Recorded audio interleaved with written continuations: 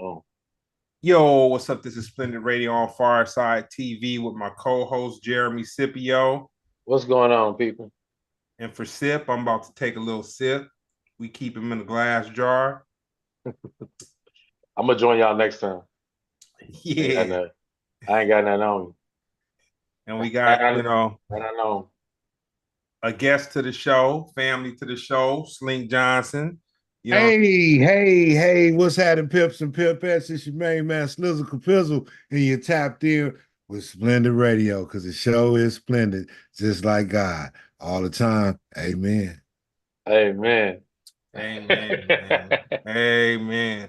And yeah, tonight's show is sponsored by some high power mescal. You know what I'm saying? That is Mhm. that's what we do.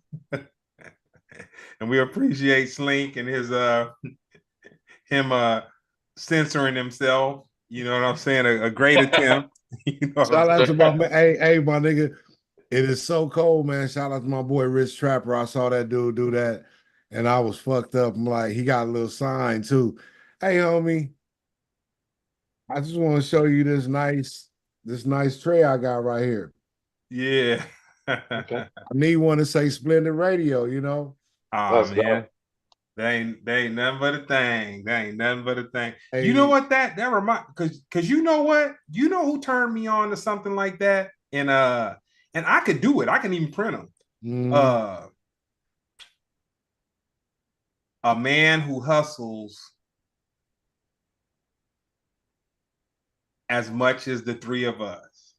Young LA. He had a homeboy that was cranking some crank. This was a couple years ago though. You know what I'm Young saying? LA. You talking about that was signed to Grand Hustle? No, no. Oh, about we to talk say. the real Young LA. Okay. Oh, I said, let me. Real. I gotta Yeah, see. I nah, gotta do you some met him research. before. I remember you. Not me. Yeah, he been on the Really? show. Oh, I gotta see. I gotta see. Hold on. Yeah, Well, sorry for the disrespect, Young LA. I apologize. yeah, I he's the gotta original. He's the reacquaint original myself. Young LA. The Young LA from Grand Hustle was that was another Yeah, scenario. yeah, So, rappers, I get it. They name themselves after real people. oh man. Hmm. So hopping into the double dutch, I got something for both of y'all. What's up? Let's double dutch. So I feel like the world has kind of been pulled into where I'm at, where, knowing you, Slink, I was able to have uh, I guess, a point of view of what live comedy was. But I didn't, before I saw you on stage, I pulled up to that, it was like a birthday party for an old player over by the air, over by At the the Proud airport. Bird. Yeah, that shit was wild. At the Proud You Bird. You were wild. Slink was wild. It was wild. Wow. So homeboy that I went to go and see Slink do this little comedy for homeboy's birthday party. His son hooked it up because I guess the father was a fan of Slink's or something like that. So Slink get up there and I'm like, okay, it's about maybe 50 people in they mid 60s, whatever.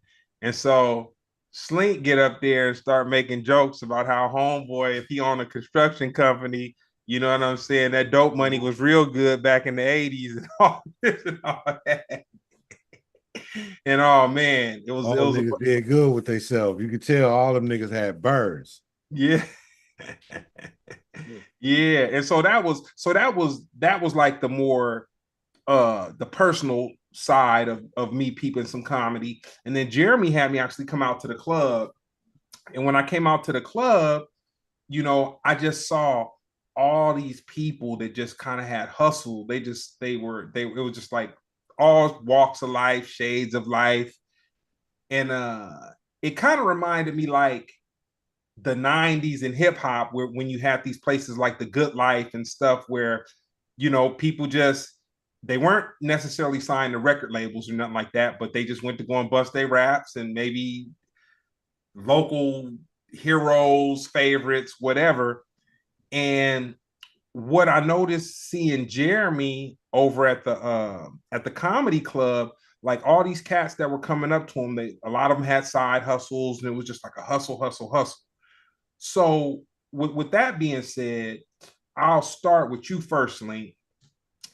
Define success as a comedian or a comedian slash actor. Define success. Yeah, like what is successful to you? Because you were the star of a TV show with John Witherspoon, Charlie Murphy, King. What's the correct name to say his name? King Batch. Okay, I didn't want to disrespect him. Batch. The easy way to remember is his last name is Bachelor. Yeah. Oh, okay. Okay. So yeah, Batch, John Witherspoon, Charlie Murphy, Corey Holcomb, Antoine Tanner, goddamn it, the mama, Andre, Angela, Angela Gibbs, Andre Fuller, you know what I mean? Callie Hall, you know, great people. Mike Clattenburg, Aaron Magruder, great combo. And you know what is success to me? Man, honestly, success is a very objective term, and that's kind of like that's kind of like a way. Is a subject? It's the word subjective or objective? Subjective. Whatever. It's subjective. It's subjective to the person who's you know. Anyway, success is subjective. So I'll say, honestly, if you ask me what I want out the game, is to create a legacy. A success for me to be create a legacy in regards to a huge body of work or if not a huge body of work, a great and valuable and critically acclaimed and socially accepted body of work on a wide scale to be, you know what I'm saying, to bring a whole lot of joy to people, a whole lot of interest to people, you know, not necessarily to be famous, but again, to create a legacy. You know what I'm saying? A legacy. When you think about cats like John Witherspoon, a legacy. You can go back generations. I mean, generations is going back with this dude. You know what I'm saying? Parents and children are bonding to this dude, and they both grew up with him. You know what I mean? So creating a lasting legacy is success for me, and more and more. I'm kind of loaded right now, but more, you know, on the real law, I need some bread. So bread is success, like financial fucking independence and abundance. You know what I'm saying? Financial abundance is the word. You know what I'm saying? Yeah. So it's success is a couple things. It's a few things. You know what I'm saying? And there's levels to it all. Because I think about success, and I say, well, okay, is it the money? Is it a feeling of security?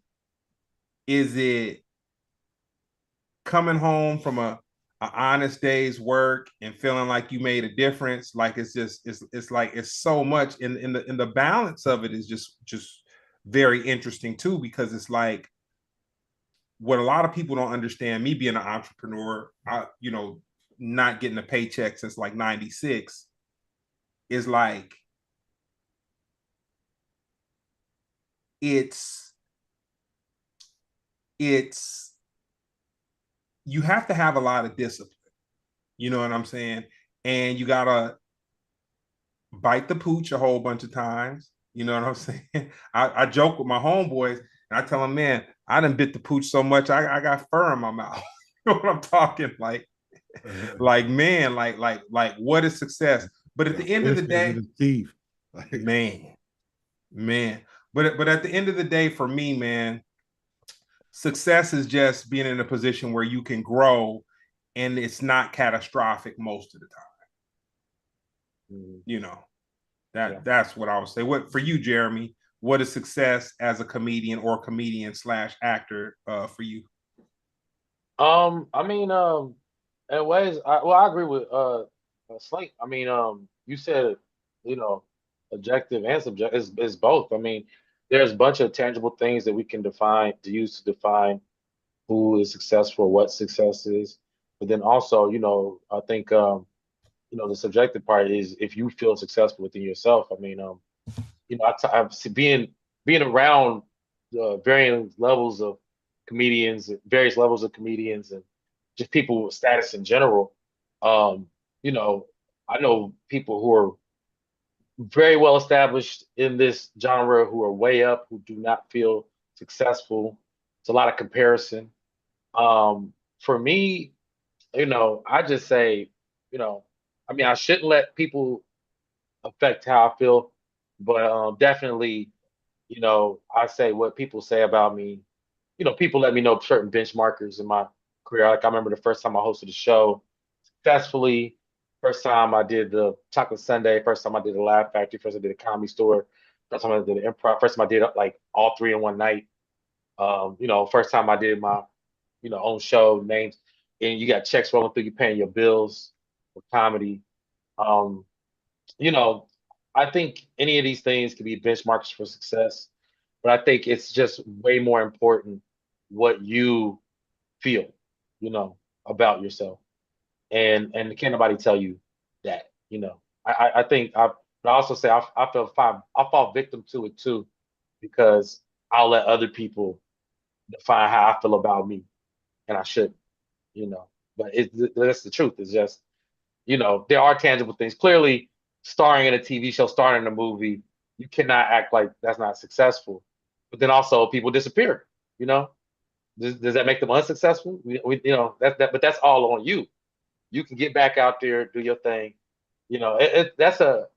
It's a great question with obvious answer, but then I think it's more introspective. Like, you have to feel successful when you go about your daily. I mean, I hope I answered that the best I could. Nah, it's Yeah. actually when I decided to ask the question, I saw it in my mind as an infinite question, kind of like a snake eating its tail. It's like something that can go. I mean, and it absolutely is, because again, there's so many levels to it, and to sum it all up is like, what do you want out of comedy? What do you want out of it? And that is what success is to a person. Some motherfuckers, again, they hit one of the main spots in LA, you know what I'm saying? And they can die there and they cool. That's what success is for them. But you got others who want more. You know what I'm saying? You got others who want less. Some success might be a personal thing for them. Success might not even be critical acclaim. Success Yeah. might not even be a success, a famous comedian. Success might be, hey, I went up there and did it 2 times. I did it, because Yeah. comedy ain't easy. It's Yeah. not easy, bro, to go up Oh, there and be I talking to know. 4 people. So it might be success for somebody, a personal goal for them to go say, I did it. Hey man, you're gonna have them guys that's working at Sparklers that's gonna tell you about how he opened mic at the Comedy Store 25 years ago. And that's a shining moment for him. So, and it's success to him. Is it, what I'm saying? Is it little? No, because it's his. It's a huge success, and he celebrates it. So success is different levels, man. Again, it's very objective, and it's absolutely infinite. Because once you achieve one level of success, a lot of times we're gonna strive for more. Yeah. I'd say just to tack onto that, I think the thing that makes me feel, I'm thinking about it for myself. It's hard because I want to answer for other people too, but just for myself, I think the thing that makes me feel the most successful is when people I admire are complimenting me on comedy. Like that makes me feel like okay, they view me as an equal, or Or at like least a colleague. yeah, because yeah, in my mind, it is a level of high school, and I don't care. I'll never erase how I feel about even if somebody's a jerk that I admire. If I think they're funny and I admire them, it'll never go away. So when that person is saying to me like, "Oh yeah, you got it," no, you cool, you, you know what I'm saying? Like that. That's probably the most successful thing I think to me. I don't know. That's a good one.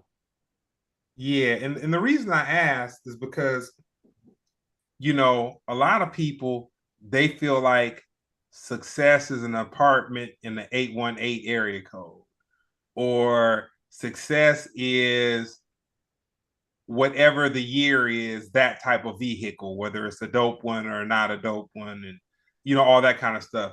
And for me, man, success is working and not having somebody treat you or talk to you crazy.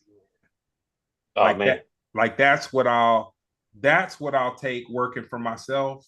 Like I would rather be under the gun because of me than just have somebody talk to me any old way. Like that like I really had an experience at 21 where I had a boss during the Rodney King riots in they were bum rushing malls. Saying people were, it was chaos.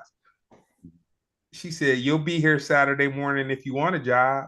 And I remember saying to myself, like, dang, she really, or you know what? It wasn't Saturday morning, it was Friday night because she didn't want to close by herself. She's the manager. She's from Illinois. Whatever.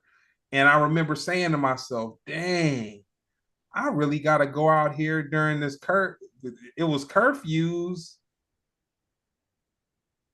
but I think I want to say the curfew was like 8 o'clock and the mall was going to close at 7:30 or whatever. But I really had to go out there. Like I did not want to go. Like just purely because people were tearing stuff up and I didn't want to go. And I remember I had to go because I had this little job and I just said to myself, man, I would rather work countless hours, hustle, do whatever, but I never want to be in a position where somebody could just say something to me and really just say, if you want a job, you'll be here. You know what I'm saying? That was very traumatic to me. So anyway, moving on. My last one was like '08. My last one was like, no, excuse me, like '06. My last job was '06, and it was traumatic as well. Leaving that motherfucker, I got fired or terminated or let go because my background check didn't come back right. And they kept me up there long enough where I started liking it and feeling cool, and they let me go. And I was mad, and I was frustrated with my life. I was, man, crying like, man, what the fuck? Why I can't do nothing right?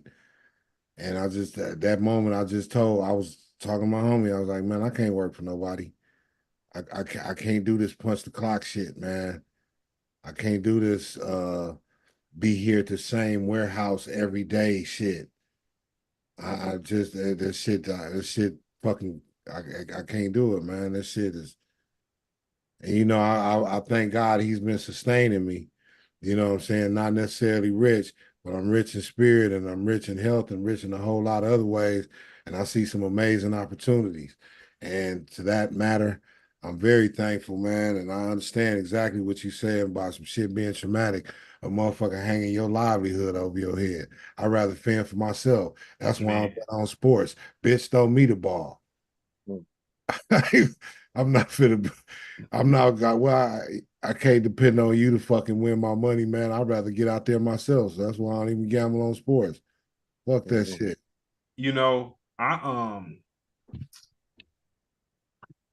I never thanked Brown for this, but I'm gonna say it tonight, man. When he and I first, early in our partnership and all that kind of stuff, we had moved out to the warehouse in Santa Fe Springs, and I was just having a time kind of making money that didn't have to do with hip hop. Like hip hop was my money. And Brown's whole thing has always kind of been progressive, like that's a conduit, but have other things and whatnot. And I remember I was at the point where I had went to him, and I'm glad I went to him because at first I wasn't gonna say anything, but I said, I'm about to get me like maybe a UPS job and something that I can do at night, and then that way I could do my day stuff, and then I can work at night, maybe a warehouse or something like that to get some extra money coming, blah blah blah. And man, he gave me some of the best advice ever, and it was real. he said he was kind of upset. That was it. But then I was kind of looking at him like, damn, why are you upset? You know what I'm saying? This is me having to go through my thing or whatever. But he said, he was like, if you get a job doing that when you have the tools to make money, because I didn't have as much equipment as I have now, but I had a little bit of something going or whatever. But he was basically like, dude, if you get a job, there's no way you're gonna be able to have the same, in so many words, passion for your own business as you have, because you're gonna work at night, and you're saying UPS, so you're gonna work at night, UPS.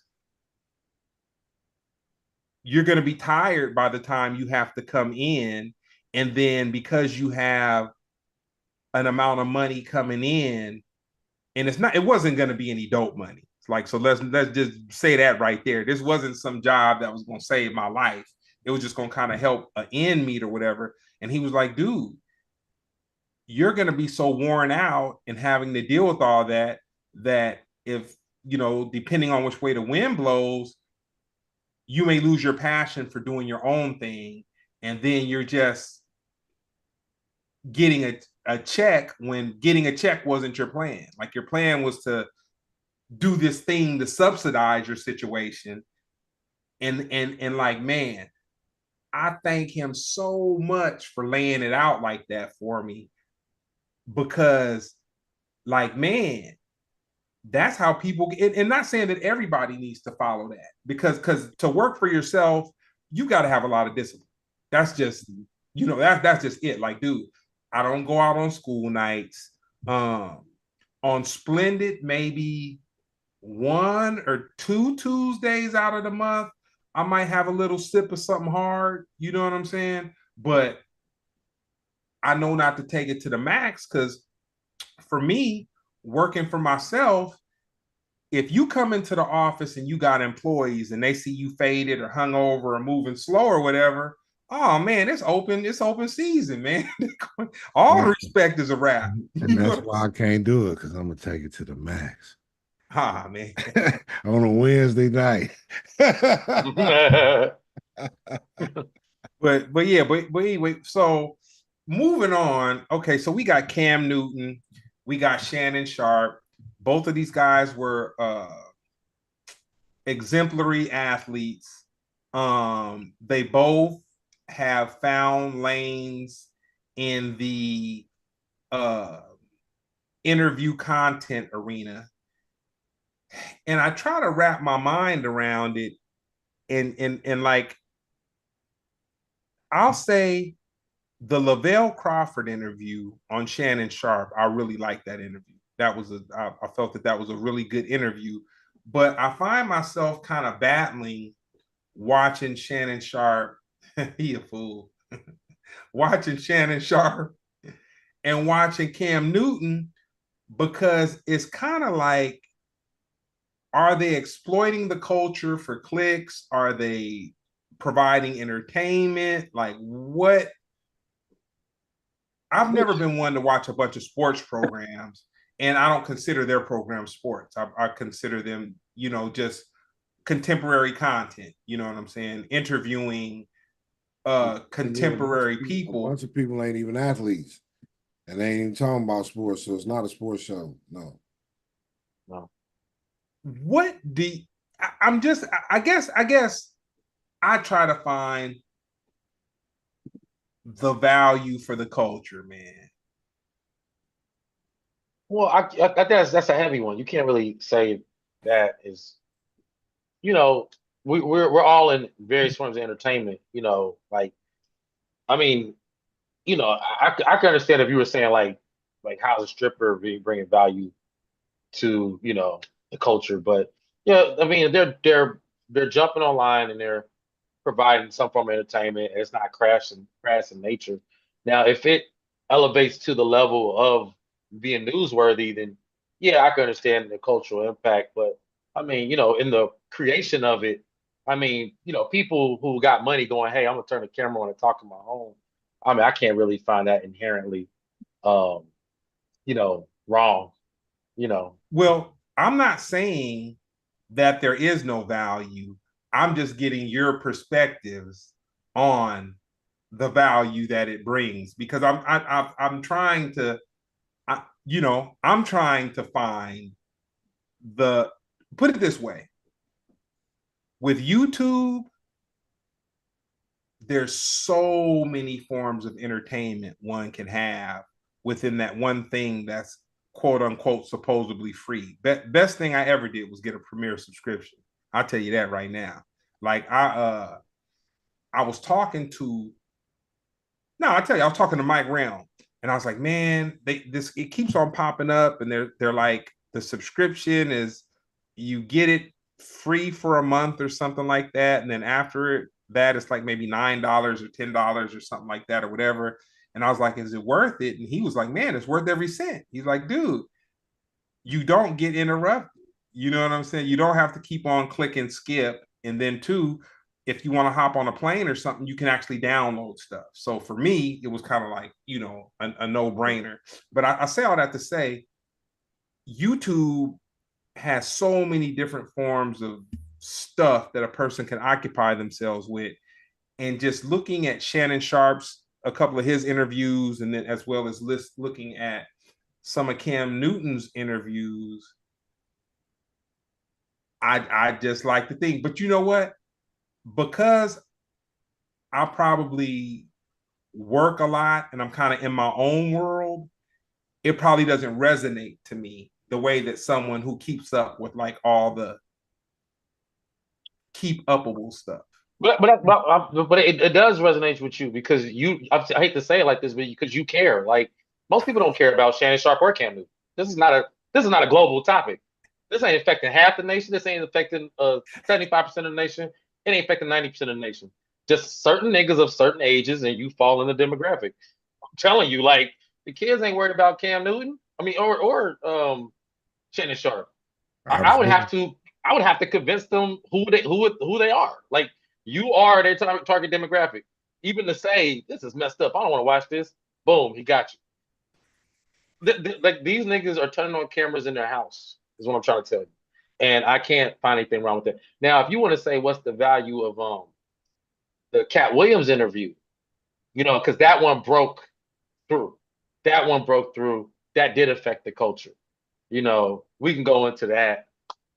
Cam, I think Cam actually had more value on the culture when he was, playing and wearing crazy fits. You know what I mean? I think that was probably the most impactful thing he's done. I don't think any of his interviews are breaking news like that. He did just do a recent one though. I know that he openly talked about cheating on his girl. I don't think that was player of him to do that. But you still talking about like also the bigger component is who cares? But who cares? So with Cam Newton, I feel that he panders to that type of thing. Like that was trolling? No, he tries to pander to the women. Oh, maybe. Yeah, I think so. But yeah, that was just you got anything mad, Slink? I don't really give a fuck about them niggas. They be showing their ankles and shit. So I mean I don't really be caring about like what they be talking about, my nigga. They be flirting. They be flirting. They be flirting. They be flirting through the internet waves, man, showing their ankles to fool. I mean, I don't want to sound weird saying this, especially as an entertainer and a nigga that I talk a lot, you know what I'm saying? Mm-hmm. But it's certain shit that, again, that's why you don't always see him in podcasts or space. There's certain shit, I don't think men supposed to do. Like, it's just a lot of conversation, a lot of talking about shit that niggas don't need to be talking about. Yeah. You know what I'm saying?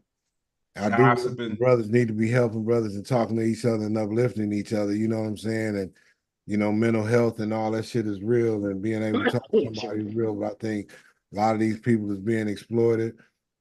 for their stories. A lot of these people is everything is content right now. And it's just a lot of Yeah. chatty niggas that's showing their ankles, and it just needs to stop. Is you know what I'm saying? Yeah, again, I kind of agree with Jeremy Scipio about that the one Cat Williams interview affecting the culture. Hell yeah, that one affected the culture. Other than that, like Sip say, man, everybody, the whole world ain't checking for that shit. That's just our world. So, Mhm.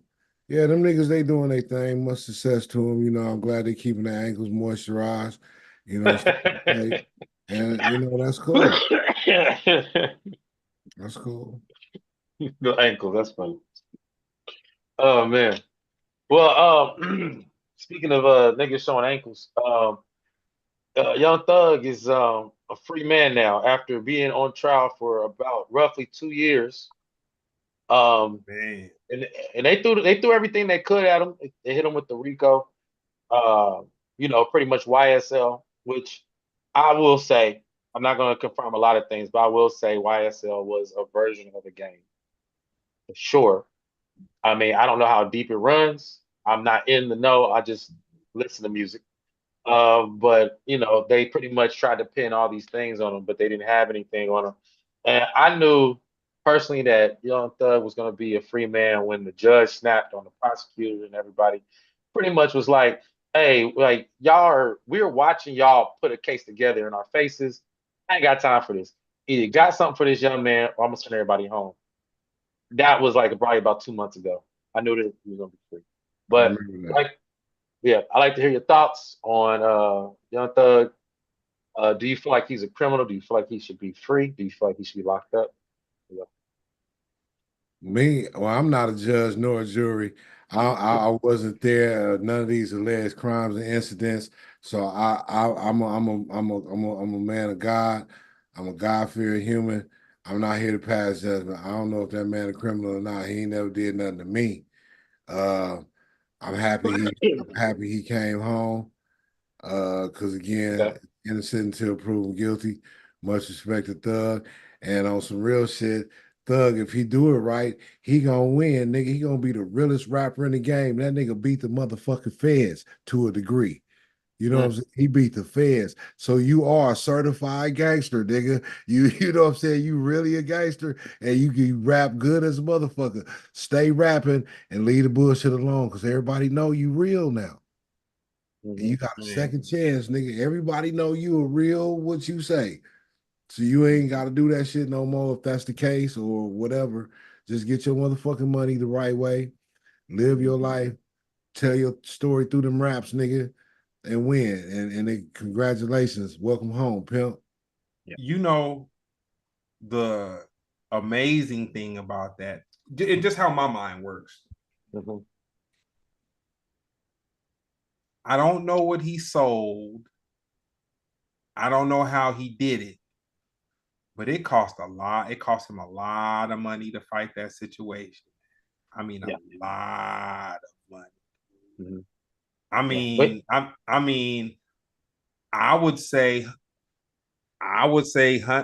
probably 100 million, something like that, something ridiculous to have those type of attorneys and to have that many of those type of attorneys, and like his attorneys wasn't no punks. They mhm. was not no punks, and it's kind of like Mhm. I'm dealing with like attorneys on a legal situation, and I'll just say that, man, the attorneys that's dealing with my thing is not the attorneys that was dealing on Thugger's thing. You know what I'm saying? There was I would say it takes a bunch of random coincidences in order to get away with, you know, what he got Stuff. away with. Yeah, and because I mean, this is the same trial that District Attorney Fannie Willis, she kicked this off, and then she started going on her own situation herself.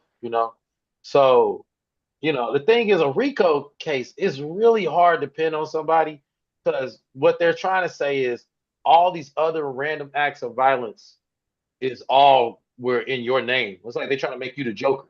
You know what I mean? Which is it's hard to do. It's hard to do. It's the only way.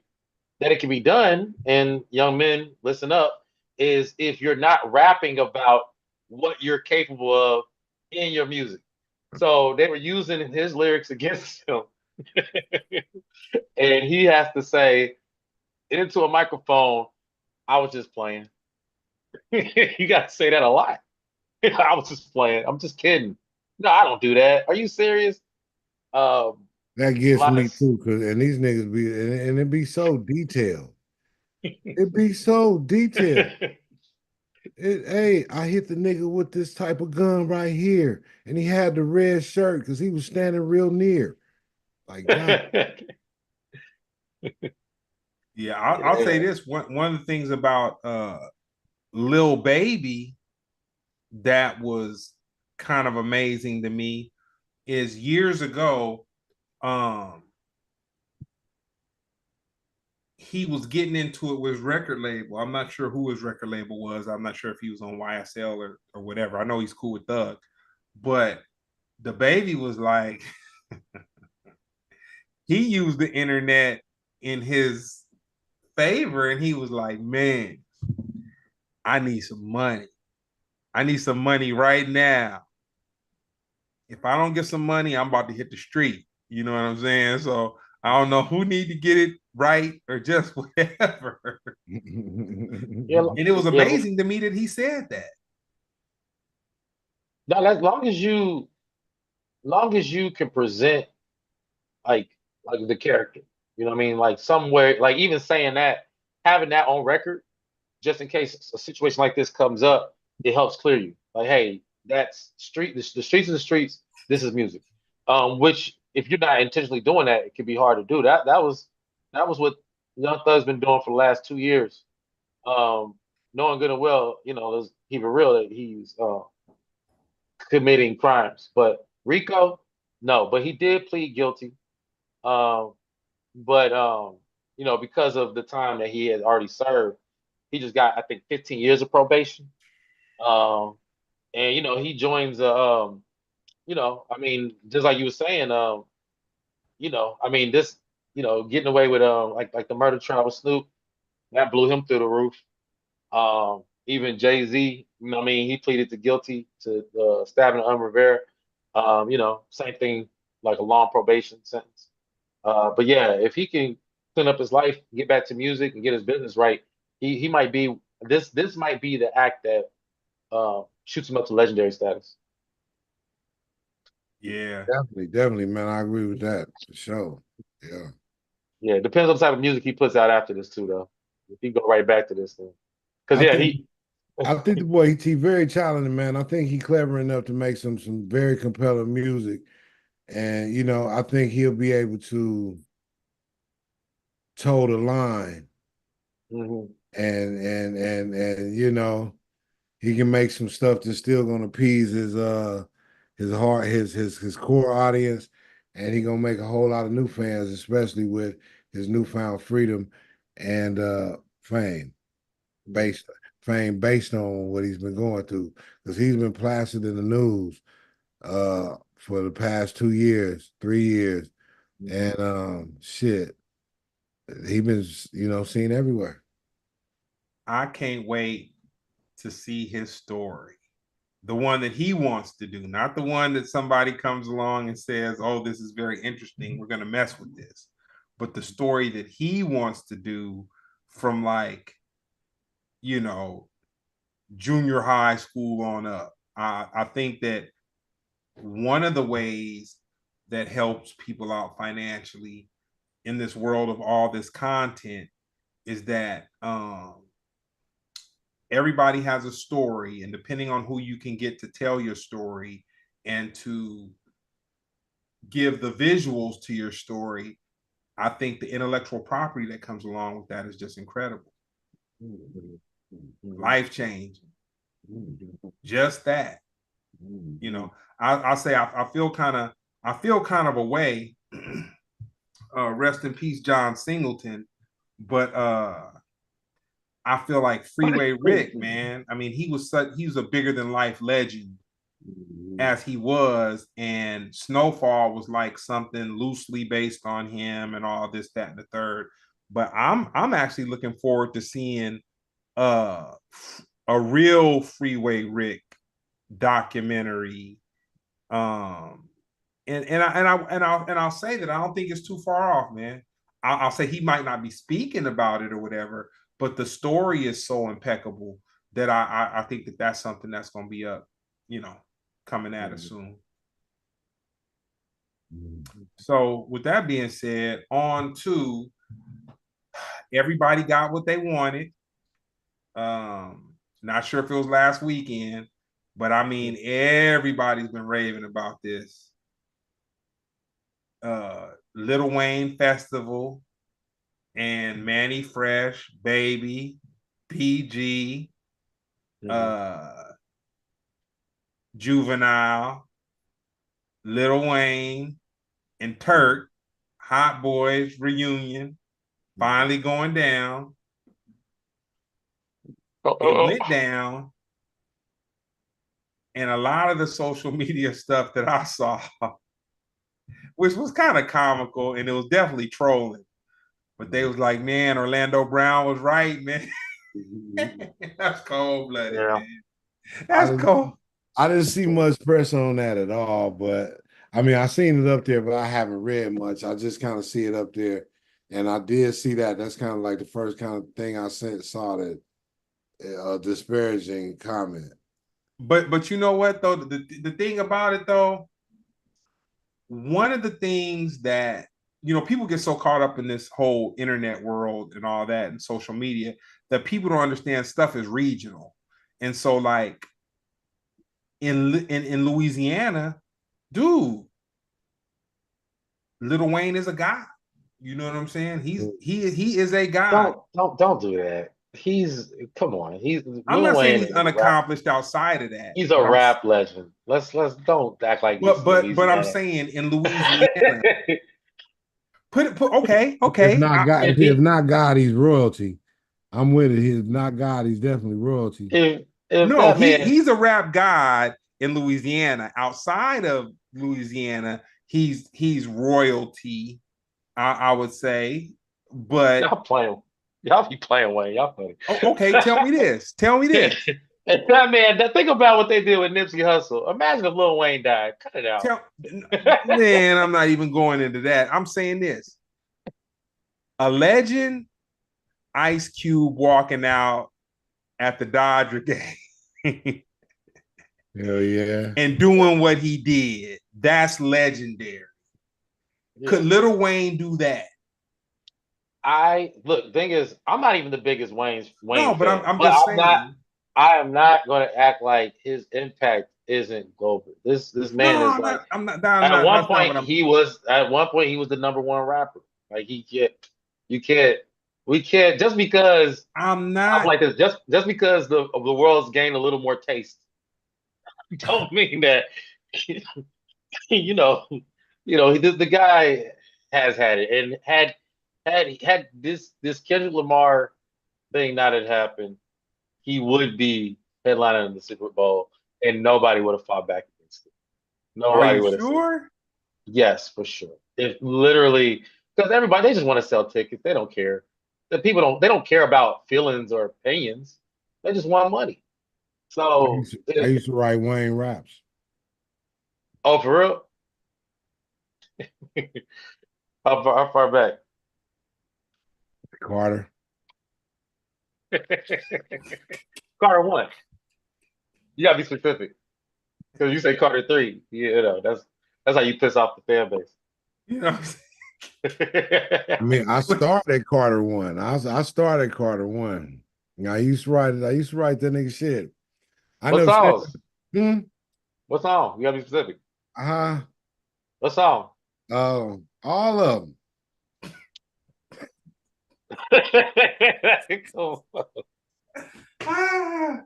Oh man, that one, me and my bitch. Okay. A salad tosser. Venom on the mic. Drop me a line. About hoes. Let's just talk about hoes. Yeah, that one. Talk about hoes. Man, So, if so somebody, So Birdman owe you money too, is what you're saying? Yeah, you do. Yeah, Birdman, he ain't pay you nothing. Birdman, know what's up, man? Come on, baby. Go slide your boy them greenbacks one time. Birdman, baby, you already know. You know, you know, all of niggas. hey, I I, used to write a lot of niggas raps. I used to write the Pharcyde shit.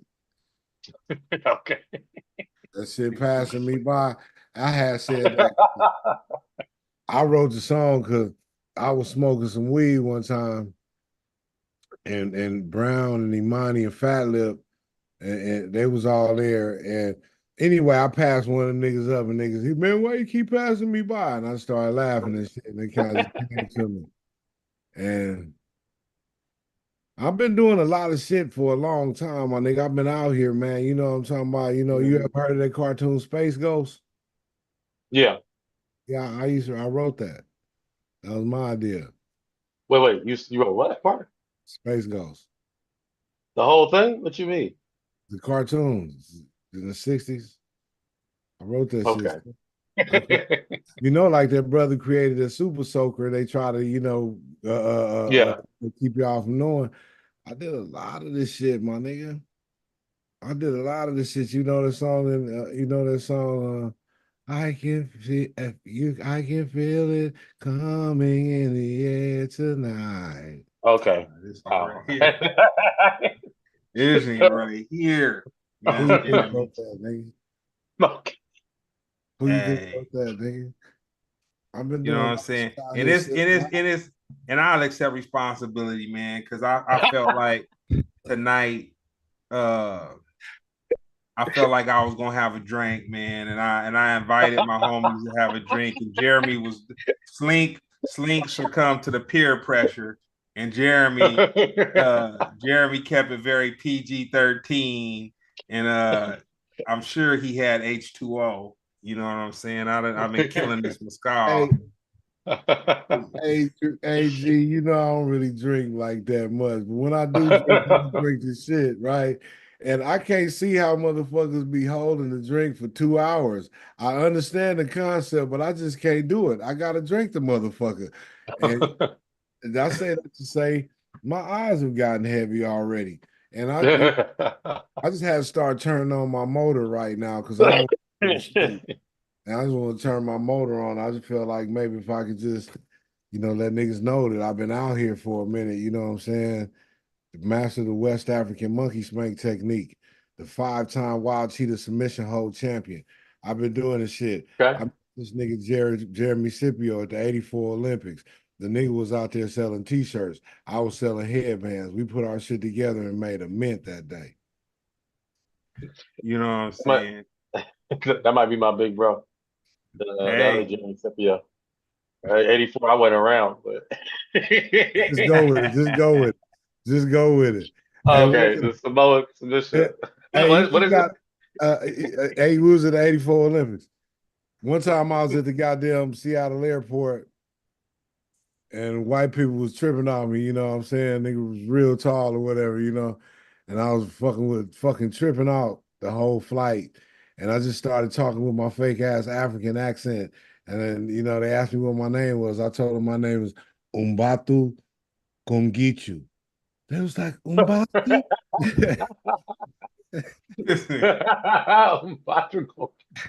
Hey, Umbatu.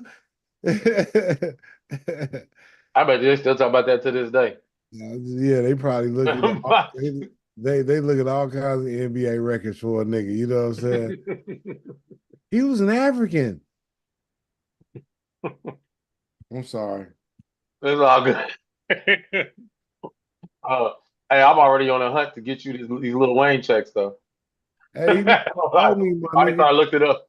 He owe me, my nigga. I'm the fireman, my nigga. Fireman, fireman. I wrote that shit, my nigga. Niggas be sliding and shit. I ain't even like telling niggas like this, like, cause that's why I don't like doing podcasts. I don't want no nigga. I'll tell my own business, my nigga. But I got a few words for the nigga Silk the Shocker too. It ain't your fault. It ain't my fault, man. But me and him, we've been going at it over a mile for a long time, man. I gotta You know, I didn't really appreciate him doing that video with her like that. Maya, yeah, I give Maya, her you credit. see? I give her credit, man, because she said she's been celibate for like years, man, like hella years. That's good. That's good. That's good. Cause you know, ever since I broke her heart, she just like ain't been the same. Oh man. Man, hey, I ain't, you know, I just have to believe what she say. Um, that sounds crazy to me. I'll never fight you back on that. I'm I just just trying change to the subject. serve. I'm just trying to serve up some clickbait. You know, niggas always be saying some bullshit, man. I be tripping Hey on. man, your boy Orlando Brown, boy, he's the great. I'll say he's one of the greatest of our generation at saying anything Anything. and it gaining traction to the point of where people pay him a lot of money to hear him just say anything, man. Literally. Yeah, yeah, you're not even kidding. You saw the was it him and him, Ray J and Funny Marco? They did an interview. I can't stand Funny Marco, but they did the interview, and you know it's like the troll Olympics. With Ray J a troll, Troll uh, Olympics. yeah, troll man, and Lord Orlando had him beat. He had Ray J. He had Ray J. Ray J had to go take a break. You know what? Ray J had to take a Hey, break. He was like, "Bro, this too much for me. Ain't nothing too much for Ray J." So that's hey like, man, man, Orlando Brown is the Michael Jordan of this thing, man. Like he will he is say the anything, like you I said. say he's ahead of your Charleston White. He's ahead of your Jaguar. Charleston White, Jaguar Wright. Now, I'm not Mhm. rapping, but I'm just saying, you know what I'm saying? Mhm. He ahead of all of them, man. Yeah, yeah, yeah. Like, yeah, oh man, I'll be honest with you. Ain't no way I would sit in the room with him for an extended period of time. You know what I mean? I'll go ahead and get the clicks going, let him say whatever crazy stuff, and I'll take my cue and exit just same way, man. Once you go deep throat microphones, hey, you guys have a good night. Hey, where my coat at? Yeah, y'all, y'all, you done? Hey, I'm gonna let you. You don't need me here for that. You got it. You got it. You don't need me. What you need me for? All right. You have a good night. Matter of fact, I know Yeah, I'm about. Matter of fact, I know what I'm gonna buy you for Christmas and your birthday. I'm gonna buy you. I just saw him with his mouth open and he was pointing towards the mic, and I never even I couldn't even click it. I saw the thumbnail. I Oh, the couldn't even click it. thumbnail. It was the yeah. I thumbnail. couldn't. The deep I, throat, the mic. I couldn't even click it, bro.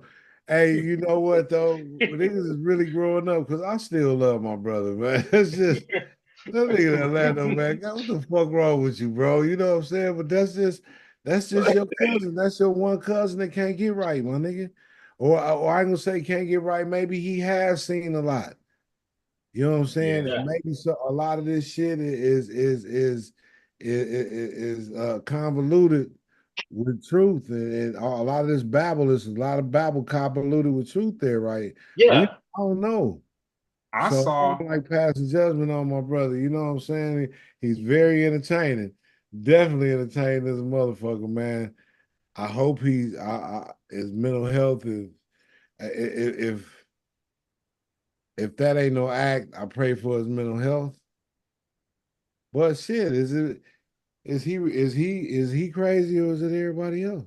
Let's Well, be at this point, he making money and you know he's dressing it up. So I have to treat it as is. Because it's certain if you get invested, he got you. it's Because I've certain seen him do shit it though. before. It's certain shit though, man. He doing some hell of a method acting with all his hand kissing and mic deep throating. Like, you know what I'm saying? I still he love said him, man. method. He said method. Man, they asked him, they said, who was better, uh, Raven, Simone, or Bow Wow? Who's better in bed? And the dude didn't even answer. He jumped up in the chair. He said, I had Bow Wow like this. And he humped the air for like 2 minutes straight. Where do you even start with that? Like, how do you unpack that? He didn't even answer the question. He just heard Bow Wow's name, started humping the air. He's perfectly fine. We just need to stop interviewing him. Stop interviewing this Oh man man. so we can get the true story. So if Question you turn that camera on, he on. question for you real quick, Jeremy. Uh-huh. Did you watch any of the Lil Wayne performance? Look, look, when I defend Wayne, I defend Wayne on behalf of hip hop, No, not my I'm own not even talking about personal. the fit. No, I'm not talking. I'm just saying. No, Did no, you see any of I, it though? I will not confirm or deny. I mean, I saw what everybody else seen. And, I wasn't impressed. I'll be honest with you. I Interesting. know I said he screamed into the microphone, and his fans were confused on what lyrics required him to scream the way he did. He's- But I'll tell you something. A prediction that I have that's crazier than all that. He gonna be at that Super Bowl, and he gonna have a mic in his hand. Okay, Yeah. so are you doing your original prediction or are you just saying Lil Wayne? I think Lil Wayne and Drake, man. It's not happening. It's not happening. You're a nice I, person though. I think that's what it is. You're a good person. That's the problem. Because ain't no way you gonna sit up here and call this man a pedophile and then pop up at the Super Bowl. I mean, the man, it's that don't. And then if that happens, bro, that's a definite indication for me that there are powers that be. yeah, man. That there are that would be a definite indication because I'm looking at stuff on a more ground level aspect, and we men, there was a lot of disrespect right there. And even though I might have won being Kendrick, even though I might have been the popular favorite, the winner, I'm not gonna share this stage with you. Yeah, At the fuck off. Now, okay, in the bit that I do, that would tell me that this shit is either scripted or some powers that are some unseen hands are orchestrating this and But making it. ain't that all of it though? Absolutely, but this is like another confirmation. Oh, this is like, man, come on, man, another come on, man moment. But it's kind of yeah. like, and not to just be whatever. It's kind of like, man, do you got to see your girl's legs kick? You know what I'm saying? Do you got to really have confirmation? Like, I would need two handwritten statements from these people. Like they got caught fighting in the principal's office. I need to see handwritten statements. And I need this to be pages on why you're going to appear at the Super Bowl with this man. Like, ain't no way, ain't no way. It went too far. You like, and the thing is, like, hey, if we kept it to words, we can keep it to words. You tried to hurt the foundation. You tried to hurt the money. You know what I'm saying? Like, you tried to. This ain't even like, hey, I'll kill you, bro. Like, this was like, I am trying Yeah, to that's destroy hella your personal. brand. That's Perfectly. hella I'm trying to make it. I'm trying to make it to where a case get opened up on your on you. yeah. You know what I'm saying? And we watching that happen to people. They get locked up and thrown away over allegations. So yeah, Yeah. man. Nah, bro. I can't. Man, I would lose respect for both of them immediately if they come out there holding hands together. Sorry. I need I I need one be to reform into a preacher and the other one a Muslim or just I need to see total changes in life. Like, oh, I am not the same man I was. No Right. way. Not in their current form. No, both of them. Nope, nope, nope. But Lil Wayne, I do see that as a possibility because that would be, like I said, it's all about money. They want that upset. They want that, that pop that's gonna come from Lil Wayne coming out there. And as far as I know, Wayne and Kendrick have no beef. So yeah, yeah, and I see that. I'll even say the Turk and BG thing.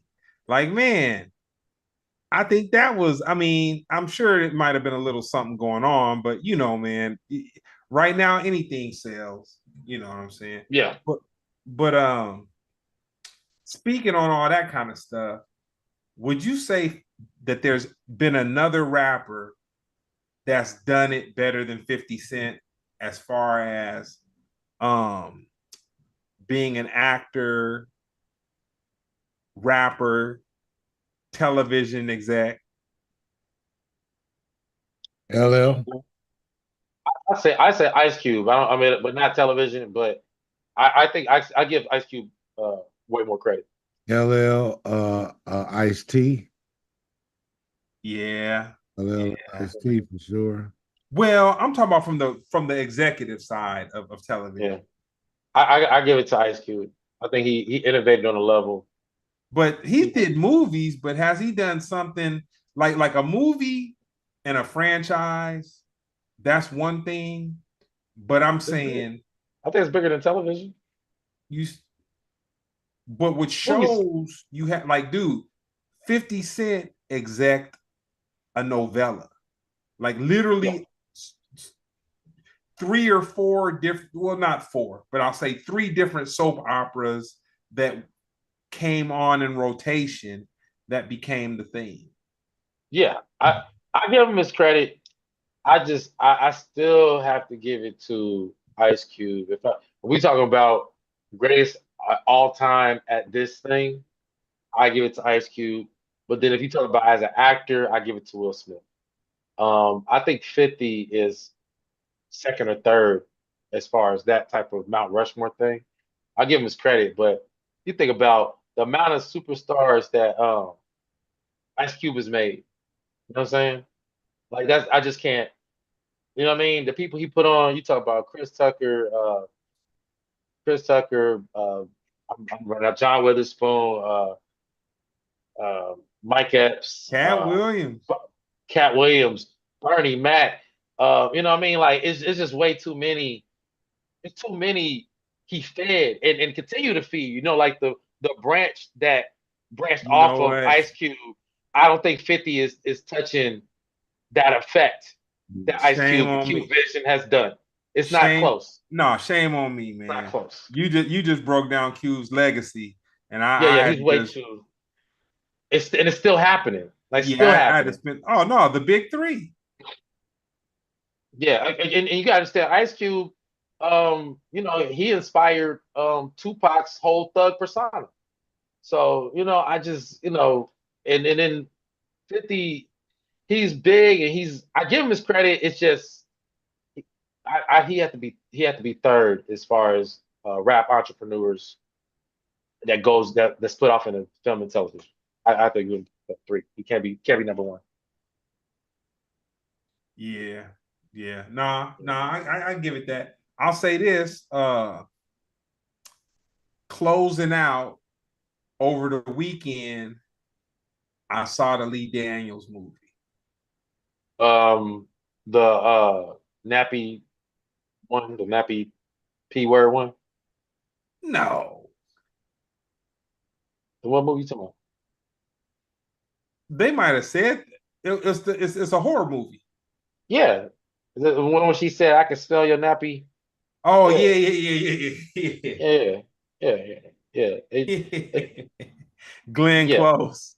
Beauty was it Black? Not Beauty and Black. Divorce in the Black. I don't remember the name of it, but I'll say this: Monique was good. I'm not Divorce in the Black. I'm tripping. Oh, that's it. Yeah, no, Monique was good, dude. Like, you know, all semantics aside, Monique, she's a good actor, man, an actress. Yeah. No, Monique is a great actress. You know, yes, she's not great in everything, but I think when she locks in, she's a really good actor. I mean, she's an Oscar winner. Have you seen the Lee Daniels movie? Yeah, I saw it. You thought it was Slink? No, I haven't seen it yet. Oh man, it's a good watch. I don't give it too much credit. I think I've seen some clips. Wasn't the kids in the basement or something? It was some crazy stuff though. Yeah. I'd say they lose a lot of points from the movie. Lose a lot. I'll put it like this: shot well, definitely executed. Storyline was great. the Well, this is delivery. where it loses points. It loses points for me because it too many elements of The Exorcist. Way too many elements. But the thing about it is, so this is the thing. The actress that played the preacher was she was a real preacher, and it was based on a true story. Yeah, respect to all that. Too many of the story beats was The Exorcist. Now, two ways I would This accept video that. went viral on the One, internet. one is if it was called like The Black Exorcist and they were acknowledging The Exorcist as a movie, or B, of one or two. I said B. Two, if it was a comedy, you know. But as it is, I don't care if it is a real story. It was so much of The Exorcist in there that it was hard to like follow it and not want to laugh.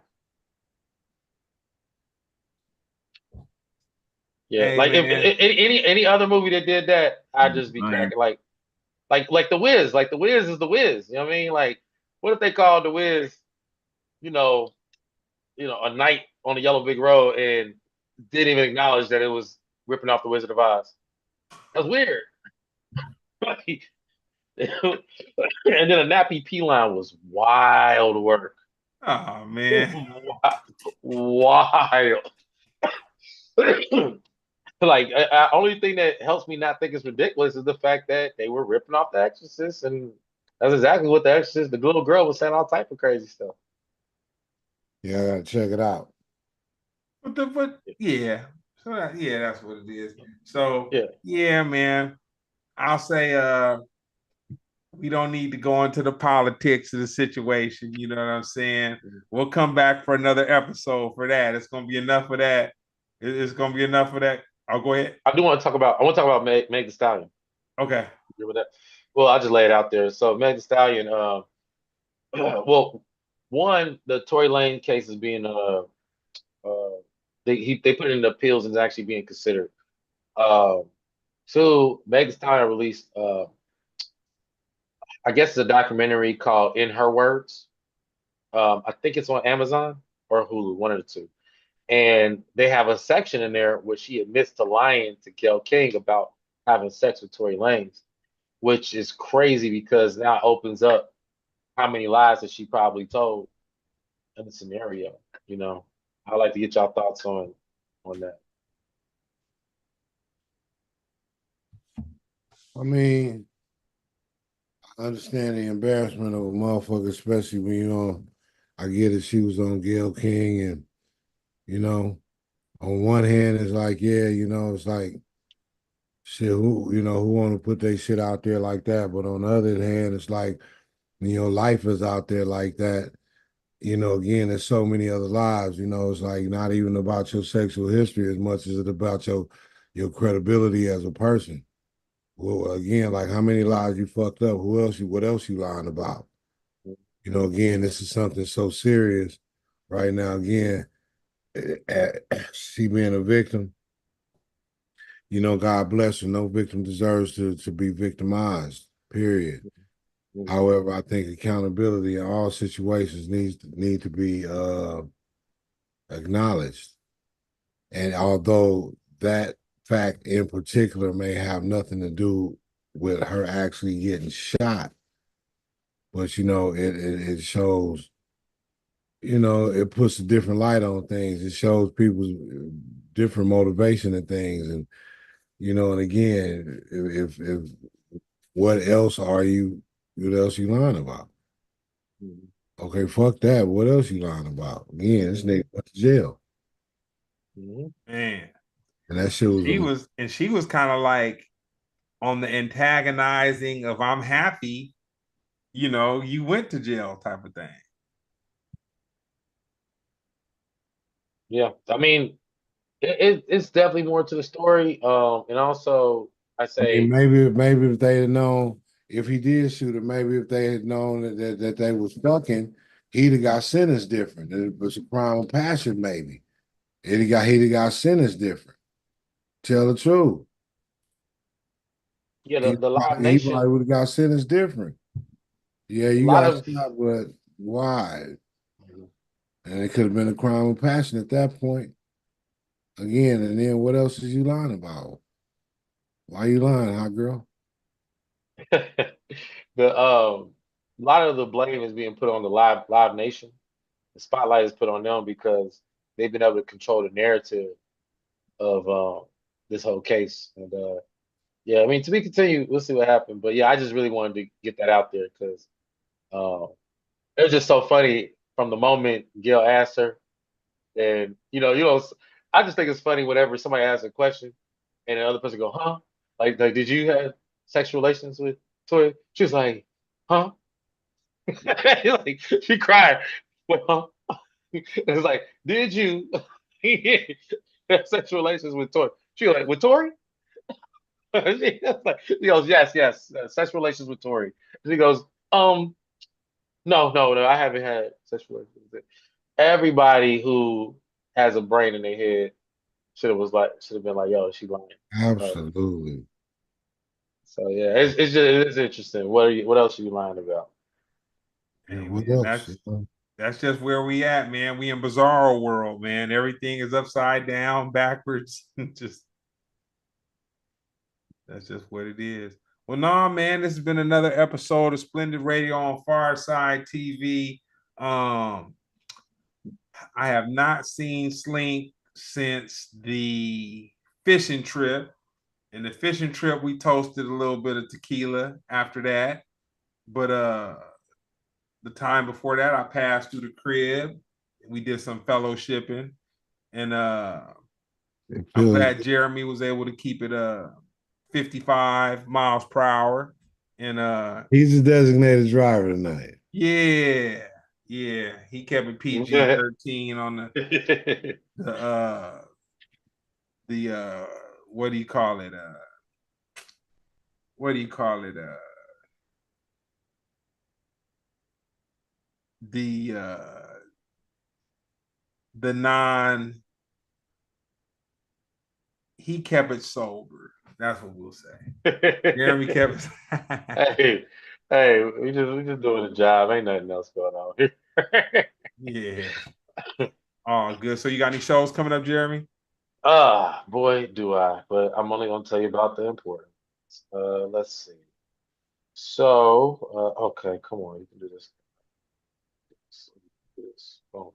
All right. So, this week, let's see. Okay, yeah, I'm at the Bourbon Room on the 7th. Laugh Factory San Diego on the 8th, and the Speakeasy in Wrightwood, California on the 9th. But forget all that. November 20th, I'll be at the Comedy Store, in the Belly Room. I'm doing another Jeremy Scipio live show. Slink, gotta get you on one. Gotta get you on one. Probably, I mean, if you're gonna be in town, you gonna be in town in December? Yeah, I gotta have you on my December show. Yeah, Yes, sir. yeah, I gotta have you on. Yeah. Dope. You got anything coming up, Mr. Slink? November 15th, I'm at the Tribe Entertainment Complex in Inglewood with Sonny Chanel and the Week and the Roast Off Comedy Show. Come fuck with me. I'm up there, baby. Dope. Well, no, man, this has been another great episode. Splendid Radio on Pharcyde TV. Three brothers coming together to work it out. Yes. I appreciate Jeremy's factual perspective of coming at things. Yeah, yeah. Hey, just the news. That's it. I appreciate Slinks, coming at things with just how he feel. You know what I'm saying, just straight up. And I just really like to just talk to y'all and ask questions because I'm interested in y'all perspective. You know what I'm saying? Yeah, man. Thank you. Somebody want to hear it. Appreciate it. All good. And I know the next time I'm having libations with Slink, it's gonna be after a fishing trip or during a fishing trip. That's how we're gonna do that. You know what I'm saying? He's Mr. Smoke Yours. And yeah, man, this has been another great